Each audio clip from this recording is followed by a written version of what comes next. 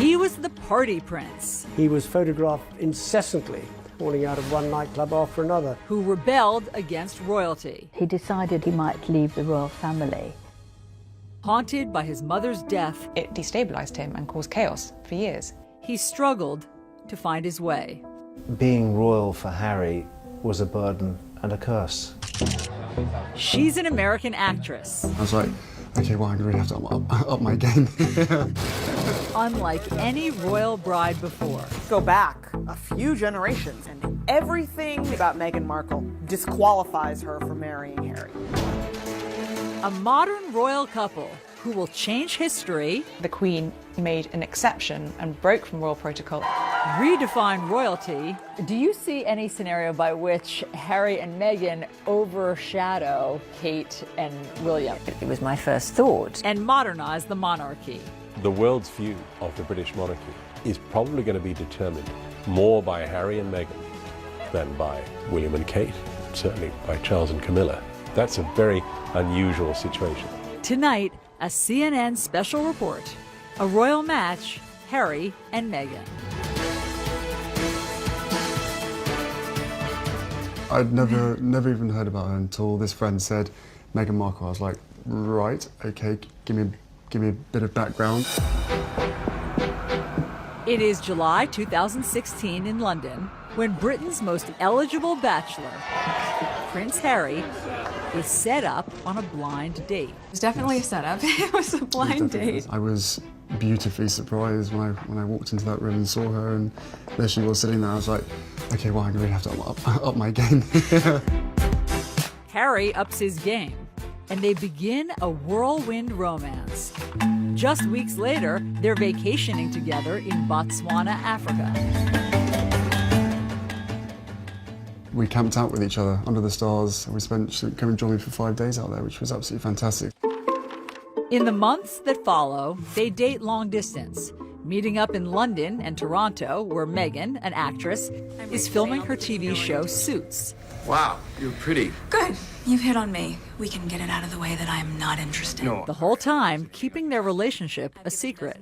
I mean, when they first met, nobody knew about it. I mean, they are such a charismatic couple. Penny Junor wrote a biography about Harry. They kept this relationship quiet. Which is itself impressive. It is impressive. I mean, the great fear about Harry finding a wife was always going to be the intrusion of the press, because that is what had killed 2 previous long-term relationships. Relationships with actress Cressida Bonas and his first love, Chelsea Davy. Chelsea had experienced the most horrible treatment. Photographers would be waiting for her. They would call out names, slag, bitch, whore, trying to get a reaction from her. And I guess that she looked at all of this and thought, do I want this for my life? And I interviewed Harry just before he met Meghan, the month before, and we talked about, his private life at the time. Harry tells Roya Nika, the royal correspondent for Britain's Sunday Times, about a, quote, massive paranoia he feels in finding a girlfriend. I think Harry's great fear was that unless he had enough time to get to know someone, if that relationship prematurely became public, they would be absolutely swamped with media interest, and that would change the dynamic of his relationship. And what happened to his mother is never far from his mind. Harry and his brother still feel that the paparazzi and press intrusion were certainly partly responsible for his mother's death, and thought, why would anyone want to put up with this for me? Harry wants to keep his relationship with Meghan private as long as he can. But just 4 months after that first date, the news is out, and the paparazzi pounce once again. I mean, there was a photographer who got inside Meghan's house in Toronto. The paparazzi were camping on her mother's front lawn and following, and harassing all members of her family, anybody really who knew her. Despite starring in a TV show, Meghan is relatively unknown. Now the British press wants to know who she is and if she's fit for the royal family. She was a woman who had been married. People were fascinated by the fact that she was divorced. People were fascinated by her background, her acting, a career woman. How would that work, being with someone in the royal family? That's not what we've seen before. They also have not seen someone biracial dating a member of the royal family. And some of the conversation is blatantly racist. There was one newspaper headline saying, "Straight out of Compton," suggesting that she was from a gang-ridden neighborhood. Afua Hirsch is a journalist and recently wrote a book about race, identity, and belonging in Britain. And would Harry be dropping around for tea in gangland, which was very clearly racially loaded. A whole nother issue exploded, which was the number of rather horrific social media racist comments began to flood in from the darkest, vilest corners of the internet. The royal family responds in unprecedented fashion, with Prince Harry's team releasing a statement confronting the, quote, abuse and harassment Meghan is facing. Very unusual for a statement to come out. No one understands this better than Dickie Arbiter. He was press secretary at the palace for 12 years. He made the point, this is not a game. It's not a game, it's people's lives. And he was very angry, and it was a sort of back-off reminder to what they did to his mother. Why is it that you think that Meghan's upbringing, her race, why did that garner so much attention?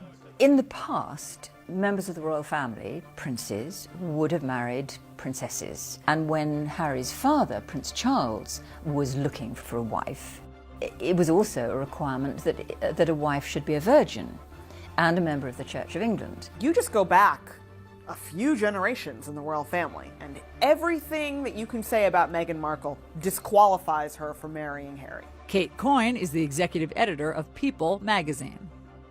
This is precisely why you had Edward abdicating his throne so that he could marry an American divorcee. Elizabeth's sister Margaret was in love with a divorced man and was not allowed to marry him. Wasn't Charles and Diana's wedding and marriage a wake-up call in some ways for the monarchy, that you can try to have somebody perfect, but it has to be chemistry and you have to let the person have the freedom to marry who they want? No, well, I think it was a lesson that they've learned. Harry is desperate for history not to repeat itself, and he's anxious to protect Meghan. Harry's statement was the most romantic thing a member of the royal family has ever done. And I think Engagement Watch was on from that moment. It was, let's wait for the ring. The ring comes in November 2017. Prince Harry has announced his wedding engagement to American actress Meghan Markle. And the royal family welcomes Meghan with open arms. The Queen made an exception and broke from royal protocol and invited Meghan to spend Christmas with the royal family and the Queen at Sandringham. That was the first time a royal fiancé has ever done that before actually marrying into the royal family. A powerful sign the monarchy and the Queen are modernizing and changing. The royal family now is trying to at least be much more reflective of society, and the Queen, first and foremost, wants her grandson to be happy. And that happiness is something Harry has been searching for most of his life. When we come back, the moment that changes everything. He didn't really deal with what life without her meant. It destabilized him and caused chaos for years.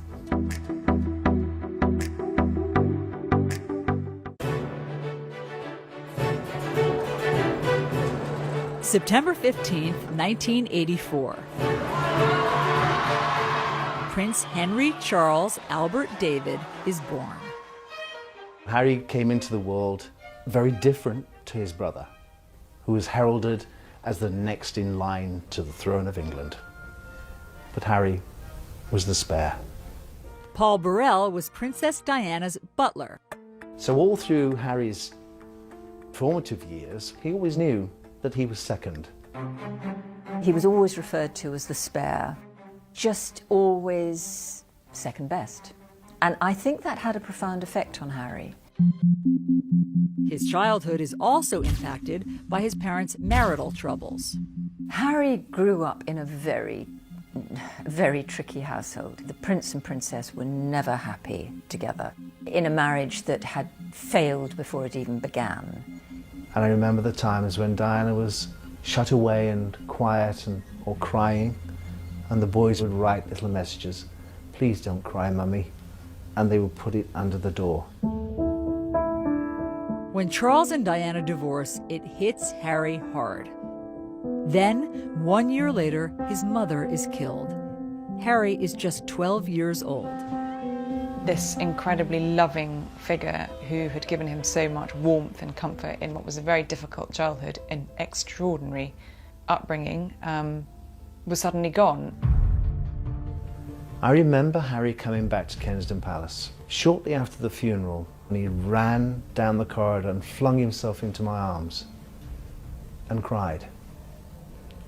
And his tears wet my shirt through. He was devastated. Got the phone and Harry later admits to ITV he has deep regrets about his final phone call with his mother. I can't really necessarily remember what I said, but all I do remember is probably, regretting for the rest of my life how short the phone call was. And if I'd known that that was the last time I was going to speak to my mother, the things I would have said to her. Looking back on it now, it's incredibly hard. I have to sort of deal with that for the rest of my life. Guilt and grief he never expresses at the time. I think it was a classic case of don't let yourself think about your mum and the grief and the hurt that comes with it, because it's never going to bring her back, and it's only going to make you more sad. People deal with grief in different ways, and my way of dealing with it was by just basically shutting it out, locking it out. Prince Harry arrives here at Eton, the prestigious boys' boarding school, the year after his mother's death. And though he moves into the same house as his older brother William, Harry reportedly struggles academically and is miserable. Diana always said that she never wanted Harry to go to Eton because he would be compared to his brother's success. And she thought this would be the undoing of Harry's confidence. Prince Harry said that he decided that he was going to be a bad boy.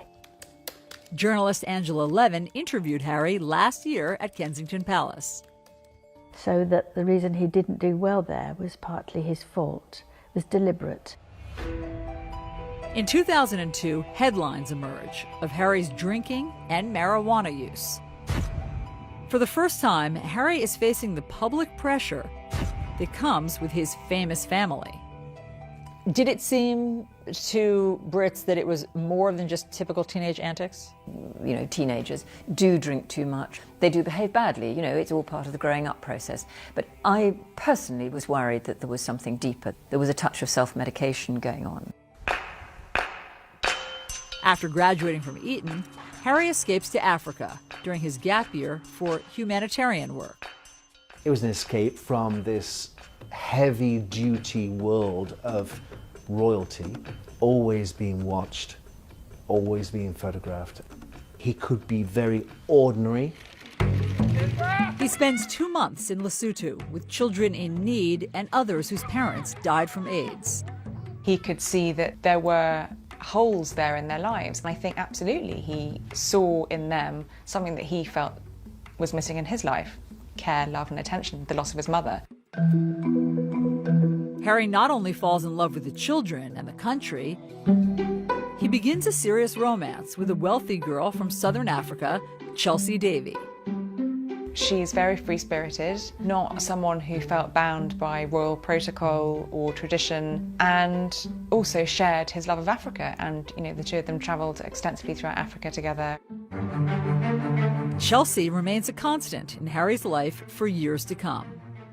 She also came into his life at a time when he was missing that female figure to support him, and I think Chelsea did that and understood him, and she could understand that he'd been through a very difficult time and was still going through a very hard time. A very hard time that Harry struggles to overcome. When we come back, Prince Harry got so low that he decided at one point that he might leave the royal family. And then Meghan Markle's struggle with her biracial identity. She has heard the names her mother has been called, and she's well aware that that is happening for one reason only, and it's the color of her mom's skin.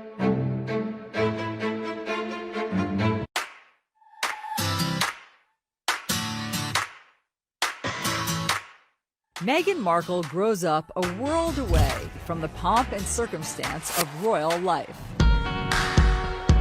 You hear that someone grew up in Los Angeles and you think about swimming pools and palm trees and Beverly Hills, and Meghan Markle's childhood in LA was not that.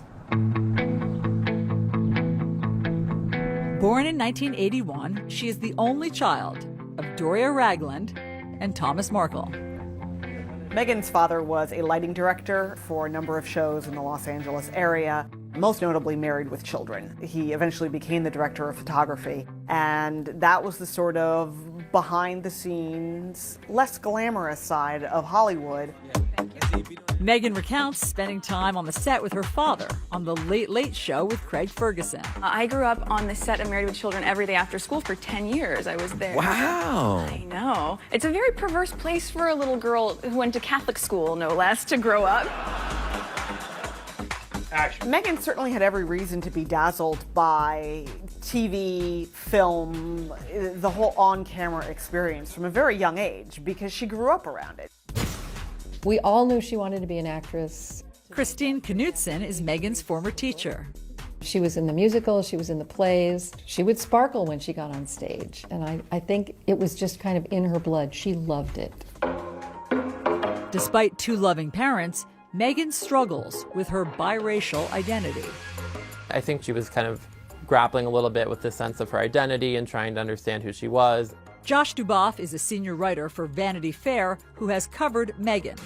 Her father was white, her mother was black. She said when she would fill out forms, there wasn't always a bubble that fit her to fill in. She didn't want to circle the one that was implying that her mother, was more important than her father or vice versa. Meghan's parents go out of their way to make sure she does not feel different, but special. Her dad gave her a sort of Barbie doll family in which there was a black mom Barbie doll and a white dad Ken doll and then a baby Barbie doll in each color. But even that kind of points to how difficult it is to be Meghan at that age because the children were still either black or white. There was no biracial Barbie baby doll for Meghan. While the Markle household deals with race head-on, years of built-up racial tensions in the country explode right in Meghan's backyard. She was driving, I think, with her mom, and I think there was like debris, and she thought it was snowing, and then she realized it was actually the LA riots. Riots that erupt when 4 white police officers are acquitted in the beating of a black man, Rodney King. A moment Meghan says impacts her at a young age. It definitely opened Meghan's eyes to the fact that this was a world that was not always going to treat her fairly and was not always going to be kind to her or to her family. I was teaching here at the time, and I think it destroyed kind of that feeling that LA is this wonderful place to live and you have all these different kinds of people and we all get along, and then this just kind of smashed that. It's a grim reality for an 11-year-old to face, and one that would always be present. Meghan witnessed her mother experiencing racism. She has heard the names her mother has been called, and she's well aware that that is happening for one reason only, and it's the color of her mom's skin. Meghan's early experiences with discrimination are not isolated to race. While watching TV advertisements for a class project, one commercial stands out to her. Women are fighting greasy pots and pans. In the ad, they implied that the product was just for women who were going to be at home doing the cleaning. 11-year-old Meghan tells Nick News what she thinks. I don't think it's right for kids to grow up thinking these things, that just mom does everything. She was irate because she thought, my dad does dishes. It's not just women who do dishes. Why would it be women across America? And she wrote a letter. So I was wondering if you would be able to change your commercial to people all over America. And wouldn't you know it, it worked. The gloves are coming off. People are fighting greasy pots and pans with Ivory Clear. It had to have been such wonderful reinforcement for her at such a young age that she could make a difference, that she could take a stand and have her voice heard and not be dismissed. When we come back, Prince Harry and the burden of royalty. She really did love him, but being with Harry and the huge circus that came with it was overwhelming for her. She didn't want to be a princess. I don't think any sane person wants to be a princess.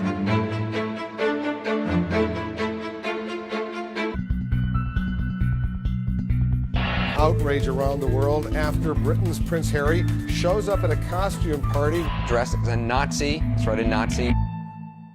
And that just seems like a moment of extremely bad judgment. It was a moment of complete and utter thoughtlessness. You know, he was young, he was very troubled, and he was drinking far too much. And he was a bit of a loose cannon. At just 20 years old, Harry is earning a reputation as reckless and self-destructive. He was photographed incessantly after he left school during a sort of gap year, falling out of one nightclub after another. And he has a run-in with the paparazzi that leaves a photographer with a split lip. For many years, it was a real worry about what would happen to Harry because he didn't seem to want to be a royal. He really kicked against it. He wanted to be a normal human being. When Harry arrives at Sandhurst Military Academy in May 2005, the pressure is on to turn over a new leaf. He'd not had that discipline for so many years. People were concerned that Harry wouldn't find his way. Sandhurst is nothing like the lavish royal lifestyle that Harry has become accustomed to. And throughout the 44-week grueling training course, he's treated like every other soldier. It could be said it kind of knocks a bit out of you. General Lord Richard Dannett was chief of the British Army. In the early days, the first 5 or 6 weeks, when the training is really tough, it encourages people to rely on each other, to help each other.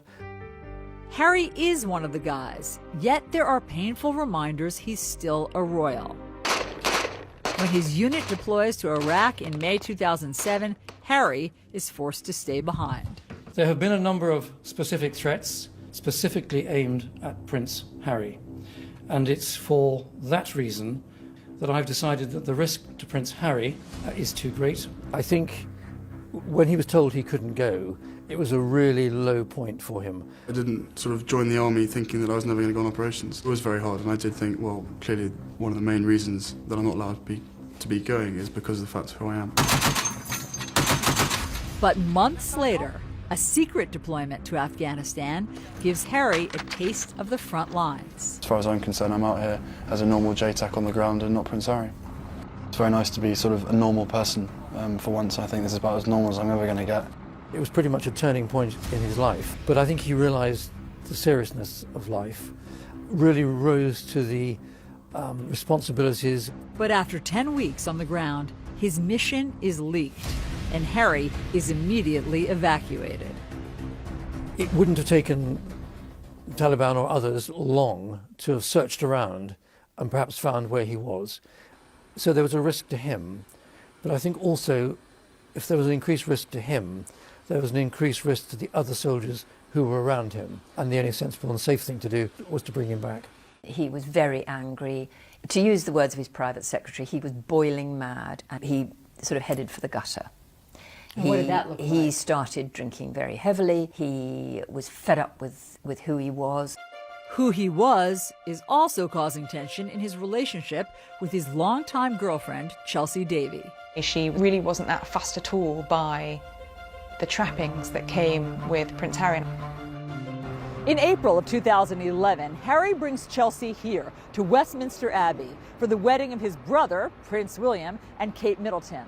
There are 1 million people lining these streets, and millions more watching on TV around the world. It's an intense spotlight that Chelsea struggles to cope with. She was very determined that that would not be her life, and she wanted a career of her own, and ultimately I think that was one of the things that ended their relationship. She didn't want to live inside the goldfish bowl. Harry does not either, and he is determined to return to the battlefield. When he came to see me, he sort of sat rather slumped in a chair and said, "The trouble is, I can't be like a normal young man. But that time in Afghanistan had given him 10 weeks to be a normal young man, and he desperately wanted to replicate that again. And he accepted, and his private secretary accepted, that probably the only way he could go back was within the anonymity of being inside a helicopter. And he'd therefore need to learn to fly a helicopter. After 2 years of training, Harry not only becomes an Apache pilot, he is the top gun on his weapons course. He got it on his own. It wasn't because he was a prince. He actually had to fight really hard for it. He was one of the very top Apache attack helicopter pilots. Harry returns to Afghanistan in September 2012. He did exceptionally well. Brigadier Neil Sexton was Harry's commander on the ground. You go out there with the anticipation of having to use the Apache's weapon systems and to bring them to bear without any collateral damage, and also to conduct yourself in a way that's safe in the most demanding of environments. I actually believe that his success on that Apache, on those Apache aircraft, was the making of Harry. I think Harry, who had spent all his life being second best to his brother, being the spare, suddenly found something that he could do and could do better than anybody else. And that gave him confidence that he had never ever had before. And he just, it changed him, I think. When Harry leaves the Army after 10 years of service, his future is uncertain. I don't think there are any career options for a royal prince. It's easy for William. He's heading towards the throne. I think being royal for Harry was a burden and a curse because he was only the spare. What was his job? What was his way forward? As Harry finds his way, another romance is on the rocks. This time with his girlfriend of 2 years, Cressida Bonus. She really did love him, but I think the situation of being with Harry and the huge circus that came with it was overwhelming for her. I think Cressida took one look at what life with Harry would have involved and just turned her back on it. You know, she didn't want to be a princess. I don't think any sane person wants to be a princess. Who would want to be a royal princess? It's a burden. When we come back, Harry opens up about his royal role. He's living this life that he's been born into. It's not his choice.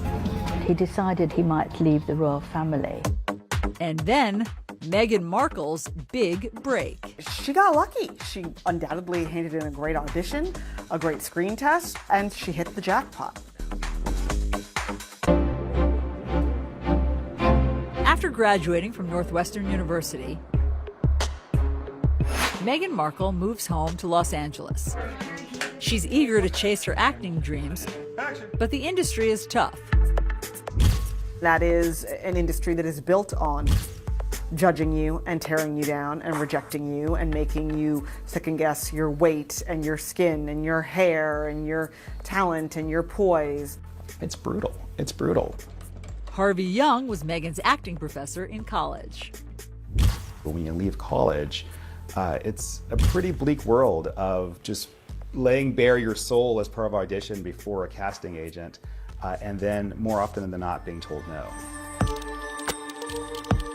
For Meghan, her identity struggle is magnified in Hollywood.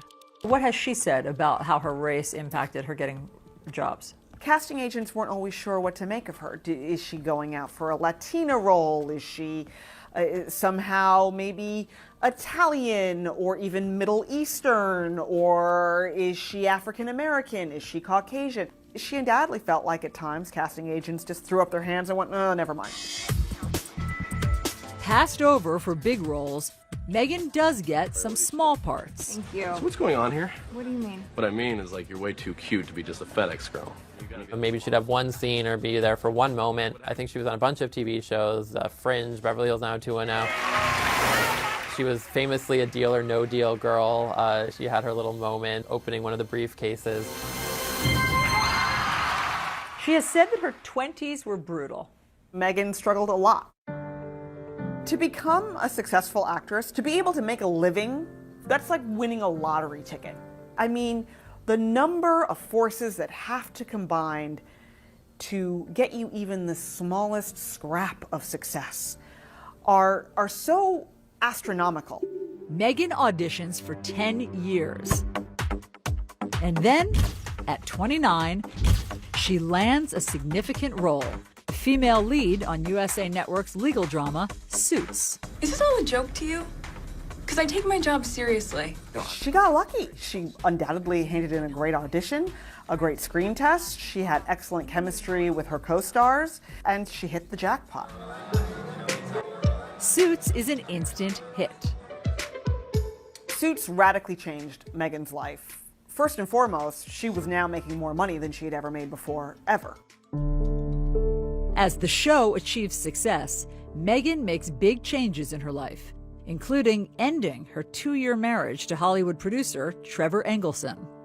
When they met, she was still largely an aspiring actress. He was an aspiring producer. They were essentially at the same place in their careers. And then Suits really took off, and they weren't going in the same direction anymore. She was filming in Toronto, he was in Los Angeles. There were thousands and thousands of miles between them. Determined to use her position for good, Meghan spends her free time advocating for women. During a panel discussion, Meghan recounts how the success of the show emboldened her to stand up for herself. Every script seemed to begin with, Rachel enters wearing a towel. And I said, nope, not doing it. At a certain point, you feel empowered enough to just say no. She wanted to encourage other women to feel like they could speak up in the same way. And Meghan uses her fame to fight for women's equality across the world. As an ambassador for the nonprofit World Vision, Meghan travels to a remote village in Rwanda, where young girls walk hours every day to access clean water for their families. This is the water that she's going through all this work to get. But all that changes when the World Vision team builds a new well. These girls are able to stay in school because they aren't walking hours a day to go and get water, and this clean water source has changed the entire community. She has a sense that if she's been given a platform, if she has some influence, that there's a responsibility she has to use that for good. Laura Dewar is the Chief Marketing and Development Officer for World Vision. And she travels with Meghan to India in January of 2017. They visit local businesswoman Suhani Jalata in Mumbai, where the lack of sanitary products and the stigma around menstruation keeps young girls out of school. Suhani's created a business where they make maxi pads. They manufacture them, and then she has a team of effectively salespeople that go door to door talking to women about how they handle menstruation. Meghan comes home and writes an essay in Time magazine drawing attention to the barriers to education for girls across India. And she continues to mentor Suhani to this day. She's really more than happy to, have a call and just talk about the issues that we might be experiencing or any help that we need from her, whether it's in terms of fundraising, in terms of marketing, or any kind of support like that. This is not a celebrity who floats in, who needs a platform issue to associate with their quote-unquote brand. This is a woman who's had a desire to help in some way for a very long time, promote the faces and stories of women, and to begin to elevate them. When we come back, Harry and Meghan and the future of the monarchy. Do you see any scenario by which Harry and Meghan overshadow Kate and William? Oh, yes, I do. It was my first thought. This could be a problem.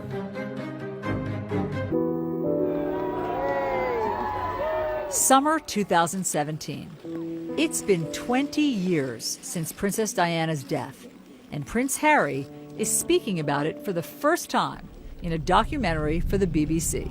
When you're that young and something like that happens to you, I think it's lodged in your heart and your head, and it stays there for a very, very long time. For nearly 2 decades, Harry says he held back his grief. He didn't really deal with what life without her meant, I think, for a very long time. And then when he did finally confront it, it destabilised him and caused chaos for years. I spent a long time in my life with my head buried in the sand, thinking, I don't want to be Prince Harry, I don't want this responsibility, I don't want this role. Look what's happened to my mother, why does this have to happen to me? Harry even considered a drastic move. Prince Harry got so low that he decided at one point that he might leave the royal family. He's living this life that he's been born into, it's not his choice. And I think he felt at times very cross about that. Did Diana's death affect Harry differently than William? Harry was that much younger, and interestingly enough, last year he admitted for the first time to mental health issues. And you can't help but having a mental health issue in terms of having lost a parent, not being able to grieve in the same way as you or I might be able to do. He wasn't able to do that, so he'd bottled it all up inside him. Now, Harry is letting it all out, sharing his struggle as part of his Heads Together campaign with Prince William and Kate to end the stigma around mental health. We never really talked about losing a mum at such a young age. I always thought to myself, what's the point in bringing up the past? It ain't going to change it. It ain't going to bring her back. And when you start thinking like that, it can be really damaging. And Harry ultimately chooses a future he hopes would make his mother proud. I felt an overwhelming connection to many of the children I met. Something he shared with the BBC. Now all I want to do is try and fill the holes that my mother has left, and that's what it's about for us, is trying to make a difference, and in making a difference, making her proud. He spends much of his time working on the charity he created for the children he met in Lesotho, Africa. You look at Harry's work with HIV and AIDS, that was something that his mother, as Harry said, smashed through the stigma of that when she was alive. And he's focused on the Invictus Games, an Olympic-style competition he started to give wounded veterans a chance to be defined by more than their injuries. It's life-changing. It really is life-changing for them. I think he has used his own experience of loss and sadness and bereavement to help these soldiers. And the bereavement doesn't just mean losing someone, it means losing yourself, I think, too. He's embraced who he is. It took him a long time to get there, but he now fully understands that being Prince Harry, he can make people's lives better by putting his name to things. He's making a difference. Through it all, Harry has endeared himself to the public, becoming one of the most popular members of the royal family. Harry is incredibly likable, and he is incredibly genuine. What you see is what you get. He is so natural with people, much more, I think he's the most natural member of the family. He throws out the rule book. And that makes him enormously valuable to the monarchy. The courtiers at Buckingham Palace used to say, what are you going to do about it? Carry the monarchy forward, he will continue to do things his own way, like proposing to the woman he loves, not someone British royalty might expect. I think it's a wonderful coincidence that Harry has fallen in love with somebody who is American, mixed race, divorced, and a career woman. She is very representative of our society today, and I think that makes the monarchy much more user-friendly. And in Meghan, Harry has found someone who can cope with the role and is not afraid of the spotlight. Meghan was utterly enchanting when she appeared for the first time in Nottingham. She behaved as though she'd been doing it all her life. On Saturday, May 19th, Harry and Meghan will get married here on the grounds of Windsor Castle in St. George's Chapel. It will be a very traditional wedding for this very modern royal couple. Meghan and Harry love story is a terrific story. It has unlimited fairy tale appeal. I heard you were amazing in Chicago. She does what she feels comes naturally. And Harry is the most relaxed member of the royal family. Do you see any scenario by which Harry and Meghan overshadow Kate and Oh, William? yes, I do. I do. I mean, this is immediately was my first thought. You know, this could be a problem because Harry and Meghan are a very compelling couple. They're very charismatic. and very relaxed and easy. The cameras will follow them. William and Kate there's a much more rigidity to them, as possibly there has to be, because he is going to be king. To some who have known the family well, Harry and Meghan will play a critical role in the monarchy's future. The world's view of the British monarchy is probably going to be determined more by Harry and Meghan than by William and Kate, certainly by Charles and Camilla. That's a very unusual situation. The royal family need Harry to bridge the gap between the people and the monarchy, because without that connection, the royal family wouldn't survive. As he has his whole life, Prince Harry will likely continue to be a star in the royal show. With his irresistible appeal, down-to-earth charm, and, like his mother, a natural ability to connect. With Meghan by his side, this modern royal couple are on course to redefine Britain's most famous family and change the monarchy forever.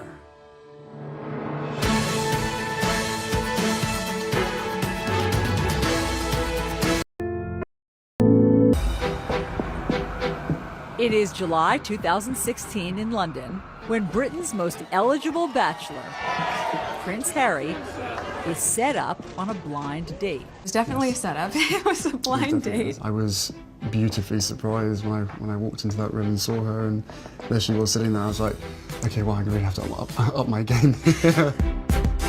Harry ups his game, and they begin a whirlwind romance. Just weeks later, they're vacationing together in Botswana, Africa. We camped out with each other under the stars, and she came and joined me for 5 days out there, which was absolutely fantastic. In the months that follow, they date long distance, meeting up in London and Toronto, where Meghan, an actress, is filming her TV show Suits. Wow, you're pretty. Good. You've hit on me. We can get it out of the way that I am not interested. No. The whole time keeping their relationship a secret. I mean, when they first met, nobody knew about it. I mean, they are such a charismatic couple. Penny Junor wrote a biography about Harry. They kept this relationship quiet. Which is itself impressive. It is impressive. I mean, the great fear about Harry finding a wife was always going to be the intrusion of the press, because that is what had killed 2 previous long-term relationships. Relationships with actress Cressida Bonas